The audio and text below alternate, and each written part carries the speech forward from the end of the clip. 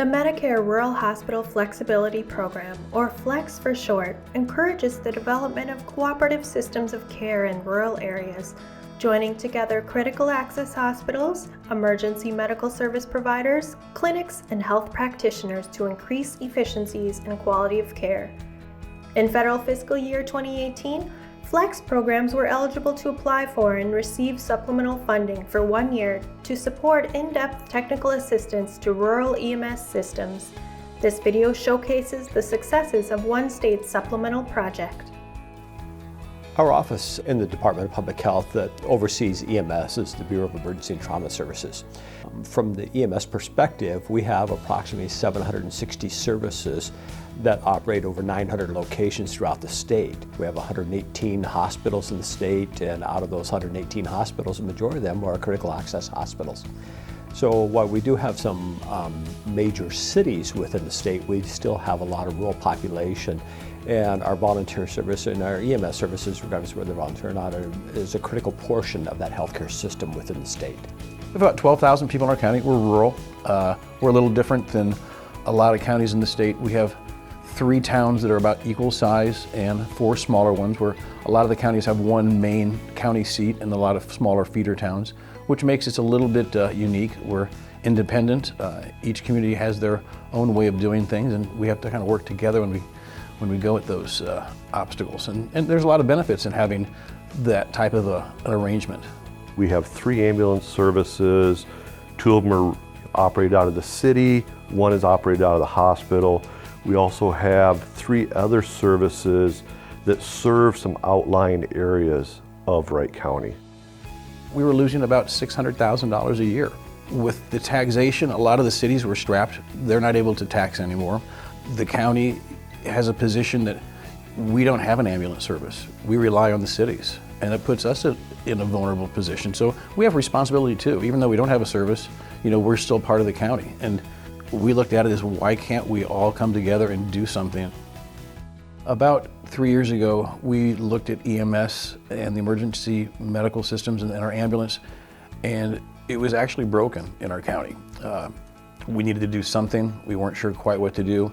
A lot of our smaller services and our volunteer services, there's been a change in the healthcare system, a change in our patients, and a change in volunteerism to where a lot of these services, in order for them to continue to be operating, they would have to have some type of an affiliation or some type of partnership with other agencies and local partners in order for that existence to continue and to provide services to the local citizens. Wright County again had a lot of the steps already in place. They had been working on this for about 3 or 4 years, and they were able to take advantage of some of the taxations within the state, but yet they still needed this little assistance with the supplemental funding in order for them to fully implement the program and have it be a smooth transition from their ideas into reality.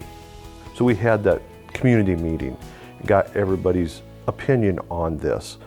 From that, we had formed an EMS advisory council that had the key players for EMS in the county on it. The county supervisors were involved. The State Bureau of EMS was involved in this. We had many partnerships that helped with this. We have those 3 outlying services that cover part of our county. We had to involve them. Each service wanted to remain independent. That was one of the key things that we found out going into this. Or do we have a county-run service? How does the county fund that? We also looked at bringing in an independent agency to run the whole county, identifying what was needed, what was the best option for the citizens of Wright County. We worked over about 3 years and came up with a plan. We declared it as a essential service and went to the voters, and the voters did approve it. When we do that, the funding on that starts the next year when the taxes are brought in. With this funding, it allowed us to get a jump start on it early so we could get our feet on the ground. To have standard EMS protocols for all the agencies is very essential, and having the shared medical director help with that. And then also having a combined roster where before, with some of the regulations that we have, if I'm in one of our other communities, if something's going on there, I'm not able to jump into one of their ambulances and offer care. With our combined roster, that capability is out there now, which also helps with short staffing or things like that. One of the things that we will be implementing through the hospital is having a tiered response vehicle. So if there's a basic life support crew in one of the outlying communities and advanced care is needed, we will be able to dispatch that tiered response vehicle with a paramedic to get there and offer that advanced life support.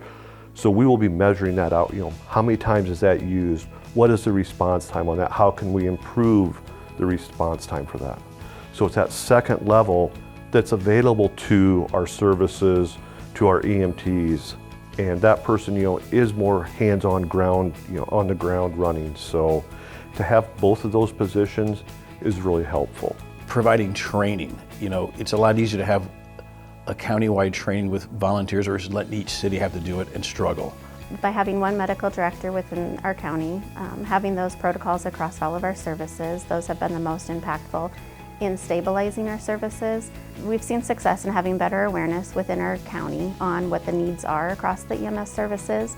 Staffing has been a need across each service, so being able to share rosters and share staff as necessary. Recruitment, the hospital itself has worked on holding EMS classes to try to grow our own service providers. We choose to be involved in this community project as an ambulance provider in the community that we serve. We feel passionate about the service we provide to our population and making sure that they have the services they need when they need them the most. Providing ambulance services is essential, but not necessarily money generating, so being able to have the taxpayer support to fund those services has been instrumental.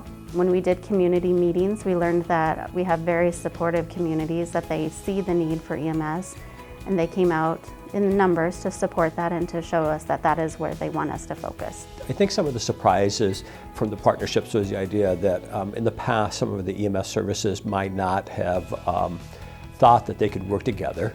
And in this instance and everything, I think it was very apparent that they all had the same common goal in mind, the ability to provide quality patient care to the citizens within their jurisdictions, and that they were able to form an alliance or an affiliation in there to be able to provide those services, share resources, and again continue to provide those essential services within the state.